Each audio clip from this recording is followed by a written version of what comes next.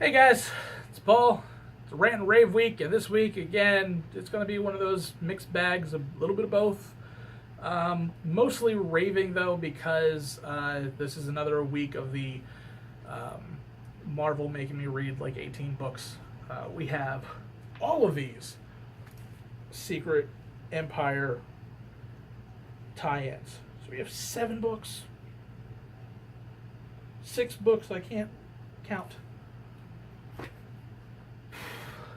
Marvel, seriously, man, it's getting ridiculous. That's a lot of money to put out and ask your fans to do on a week-to-week basis. You're looking at $150, almost $200 in tie-ins a month now. That's a paycheck. That's someone's paycheck. You're asking someone who has been working hard and wants to read their comics to give an entire paycheck over to you just so that way they can understand what's going on. And it's wrong. It's not something you should be doing. But there are some definitely highlights. I mean, I want to say that none of these books were worth reading, but they all actually were. They were actually pretty good. We have Secret Empires United issue number 1, which was a Jim Zub book. So you know that I'm going to rave on it. It was a good book. Hi, Jim. It United basically is an X-Men book. We're kind of starting to finally see what New Tian is like from the eyes of some of the X-Men, and the kind of the tensions that are going between Cap's country and the X-Men that he doesn't really trust, because it's the X-Men, it's Magneto, it's Emma. You really can't trust them too terribly far. But it was a great read, especially if you're an X-Men fan, to finally start to get an idea of what's going on in one of the other fronts of the book. We have Uncanny Avengers issue number 24, which was also a Jim Zub book. He is now the ongoing writer for this book. And it's my favorite part of the area. We are dealing with the Uncanny Avengers inside the Dark Force Dome. And this is picking up at the very beginning, the first half hour of being in the Dark Force dimension, and how a fractured group is still trying to sort out their own problems at the same time deal with the Dark Force dimension. And it doesn't end well. So definitely pick it up. This is it's my favorite part of the series.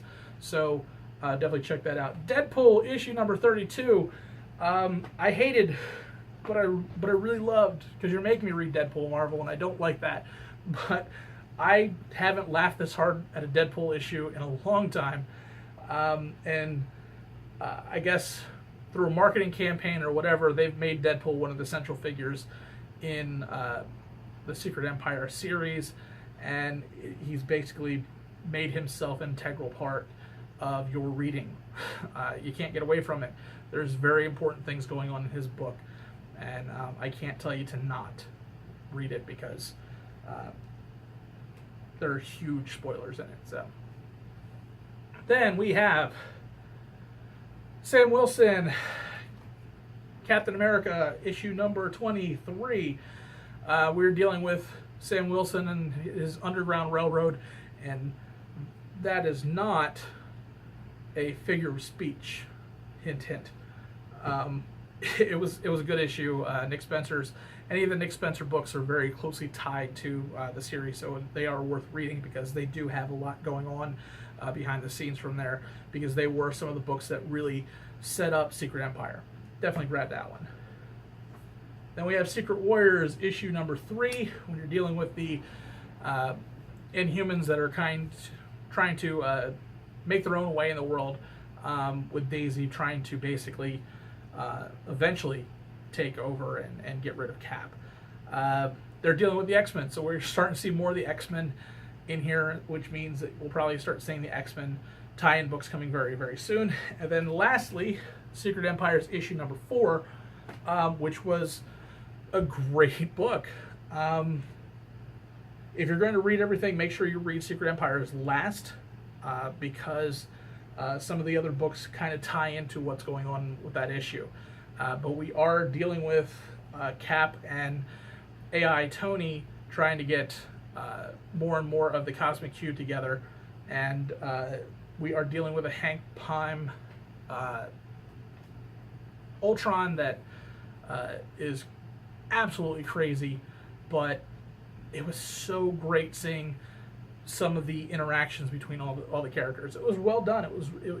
Secret Empires I've been raving on for a long time. It's a good series. I really like how they did a lot to bring this together. The slow burn to really kind of bring this series together, and I highly recommend it. I just wish that we didn't have so many damn tie-ins. But that's pretty much what we got this week, guys. Thanks again for watching. Make sure you subscribe to our channel. Make sure you see last week's Rant and Rave, and we'll see you guys next week.